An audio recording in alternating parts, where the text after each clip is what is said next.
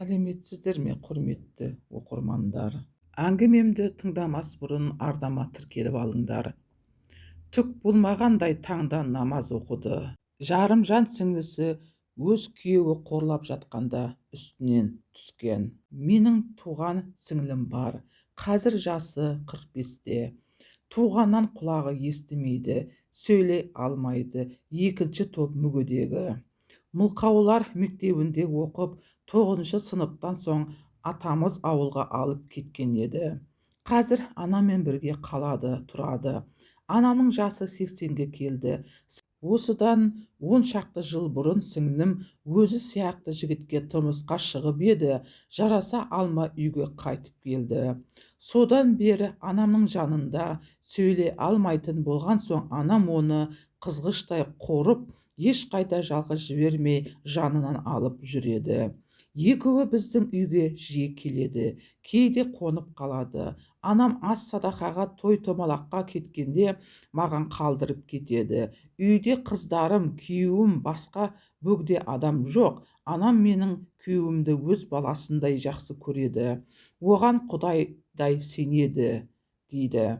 Хат иесінің айтуынша сіңлісі оның үйіне барғысы келмей қашқақтап жүрген. Сіңлісінің осы қылығынан соң көңіліне күдік кірген. Оқиға болардың алдында 1 жылдай уақыт бұрын сіңлім біздің үйге барамыз десе, анамды қолынан ұрғылап, айқайлап, сөйлей алмағасын, эмоциясын солай шығарады. Бармаймын деп ымдайды екен. Дым түсінбейміз. Анам да маған айтады үнемі, осыдан келем десем айқай шығарады деп. Мен де таң қалдым басында, бірақ соңғы уақытта ойлана бастадым. Неге келгісі келмейді? Дастархан жоюлы, телевизор қосулы, келіп демалады. Неге келгісі келмейді екен деп.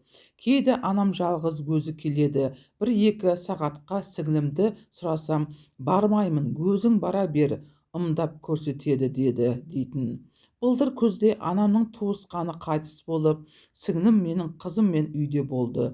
Күйеуім екеуміз үйге келдік. Анам қаза болған үйде қалды. Сағат кешкі 9-да шамасында сіңлім үрейленіп отыр екен. Жүрегім бірдеңені сезгендей болды.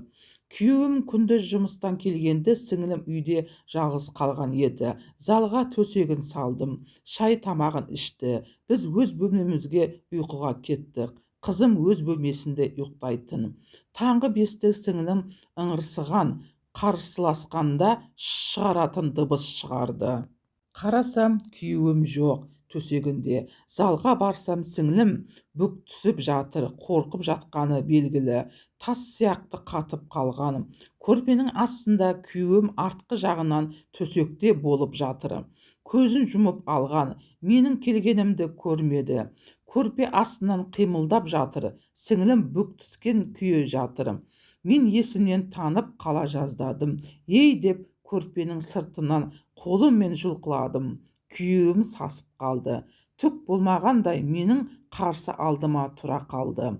Сіңліме қарап қоям, қорыққаннан дым қимылсыз жатыр. Мен сол кезде өліп тірілдім. Нені көріп тұрмын, өлгенім артық еді. Мына арсыздықты көргенше деп ойладым. Арсыз не істеп жүрсің, мынауың не дедім. Қол аяғым қалшылдап, басым айналып, жүрегім тарсылдап, өмірім менің көз алдымда айналып өтті. Содан сіңлімді тұрғызып, қорықпа, саған енді тиіспейді деп ымдап көрсеттім. Ваннаға алып кіргізіп, ымдап сұрадым, неше рет осылай жасады деп. 10 саусағын көрсетті, яғни көп деген. Иә, біз ауылға кеткенде де қыздармен қалатын, бірақ бір өзі бөлек ұйықтайтын. Арсыз күйеуім сол кезде түнде барып зорлап кететін болып тұр ғой. Содан жылады сіңлім, екеуміз қосылып жыладық, дейді. Аталған оқиғадан соң күйеуім түк болмай намаз оқыған. Және бұл күнде ол күйеуінің қорлығынан дәлелдей алмағандықтан әлі де бірге тұруға мәжбүр екенін жазды.